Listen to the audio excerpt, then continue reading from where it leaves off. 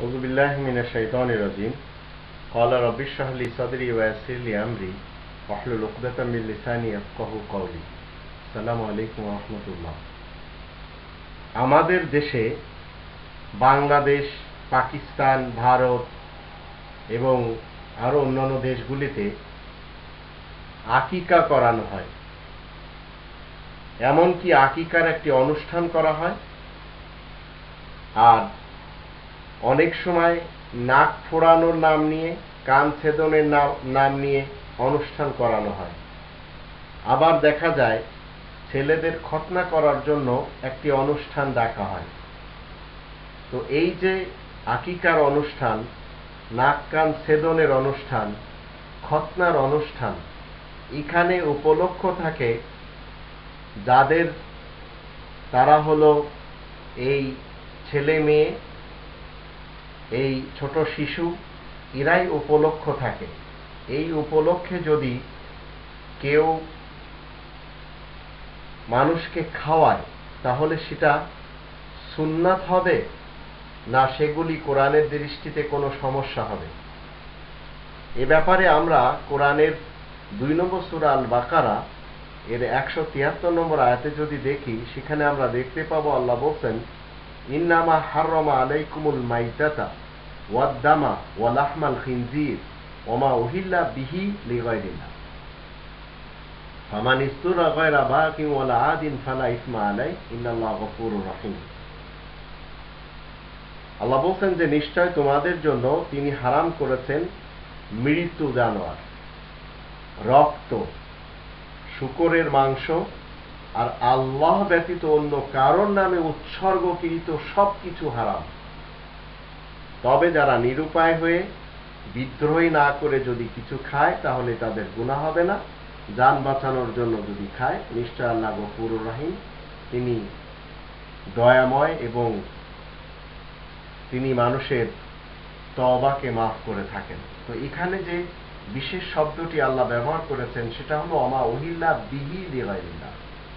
আল্লাহ ব্যতীত যদি ছেলে মেয়েদের আকিকা যেটা করানো হয়, উপলক্ষ থাকে ছেলে মেয়েদের, নাক কান ছেদনের জন্য মেয়েদের উপলক্ষ থাকে, খতনার অনুষ্ঠানের জন্য ছেলেদের উপলক্ষ থাকে, তাহলে এগুলি টোটালি কোরআনের দৃষ্টিতে হারাম।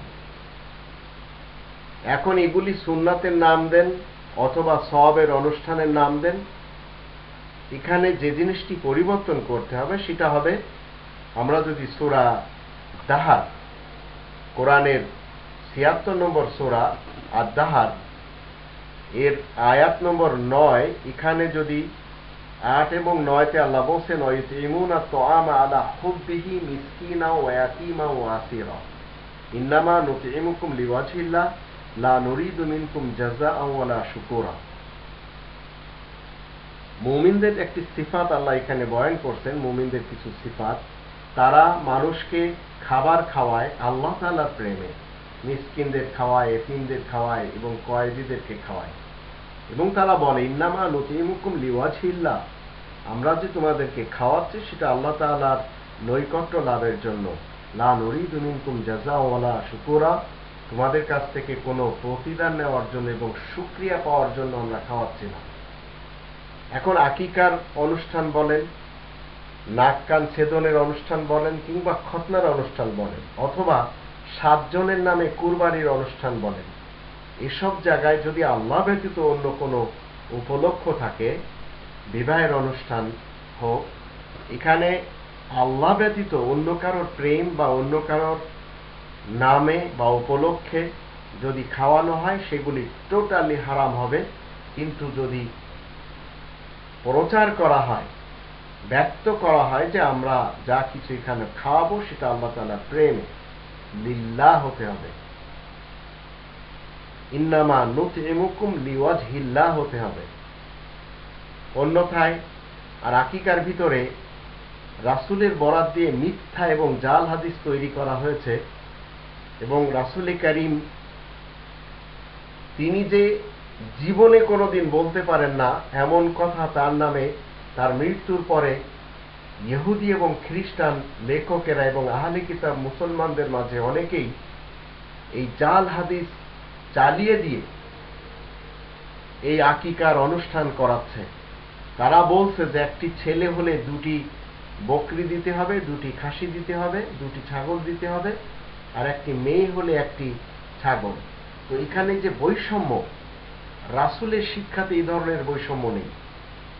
কিন্তু যেসব ইবলিস সিফাতের লোকেরা, শয়তান সিফাতের লোকেরা এমন ধরনের হাদিস তৈরি করেছেন, তারা জানে না যে এখানে বৈষম্য করা হচ্ছে ছেলে এবং মেয়ে। এখানে পার্থক্য করা হচ্ছে, একটি ছেলে হলে 2টি উট, 2টি ভেড়া, 2টি ছাগল, 2টি গরু, আর একটি মেয়ে হলে 1টি ছাগল, 1টি উট, 1টি ভেড়া এবং 1টি গরু। তো এ ধরনের বৈষম্যমূলক কথাবার্তা রাসূল কখনো বলবেন না। কোরআনে যদি আমরা দেখি 33 নম্বর সূরার 35 নম্বর আয়াত, সূরা আল আহজাবের, সেখানে সমান অধিকার করা হয়েছে।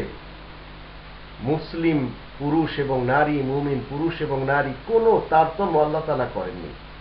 আর রাসূলের বরাত দিয়ে 2টো খাবারের জন্য এই আকিকার প্রথা বের করে তারা হাদিস দেয় যে রাসূলুল্লাহ বলেছেন।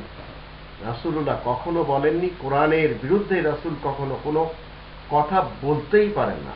এগুলি সব ইবলিস এবং শয়তান সিফাতের যারা ক্যারেক্টার রাখে, রাসূলকে বদনাম করার জন্য এই ধরনের হাদিস তৈরি করে নিয়েছে। বৈষম্যমূলক কথাবার্তা ইসলামে নেই। আর নাক কান ছেদন করা, এটা কোরআনের কোনো বিধান না। কেউ যদি করে, এটা কালচারের সাথে চলে যাবে। আর খতনা ইসলামের কোনো বিধান না। যদি কেউ করতে চায় সে করতে পারে, যদি না করতে চায় সেটা তার নিতান্তই ব্যক্তিগত ব্যাপার হবে। ঠিক এইভাবে 7 জনের নামে যারা কোরবানি দেবে তাদেরও জানতে হবে ওমা উহিল্লা বিহি লিগাইরিল্লাহ, আল্লাহ ব্যতীত অন্য কারোর উপলক্ষ যদি থাকে সেগুলি টোটালি হারাম। বিবাহের অনুষ্ঠানে যদি কেউ ছেলে মেয়ের বিবাহ হচ্ছে সেই উপলক্ষে খাওয়ায়, সেটাও হারাম। ইন্নামা নুতিমুকুম লিওয়াজহিল্লাহ, যদি অজিল্লা থাকে, আল্লাহ তাআলার নৈকট্য থাকে, আল্লাহ তাআলার নৈকট্য লাভের জন্য খাওয়ানো হয়, তাহলে সেটা 100% হালাল। অন্যথায় আকিকার অনুষ্ঠান, নাক কান ছেদনের অনুষ্ঠান, খতনার অনুষ্ঠান, 7 জনের নামে কুরবানির অনুষ্ঠান, বিবাহের অনুষ্ঠান, অলিমার অনুষ্ঠান, এগুলি সব আল্লাহ তাআলার প্রেম যদি এখানে বয়ান না করা হয়, তাহলে এগুলি টোটালি হারাম পন্থা, ইসলামের কোনো পন্থা না এগুলি। আবার যদি আল্লাহ তাআলার প্রেম এখানে থাকে, আল্লাহ তাআলার নৈকট্য লাভের জন্য যদি এগুলি করা হয়, তাহলে সেগুলি হবে হালাল, অন্যথায় হারাম হবে।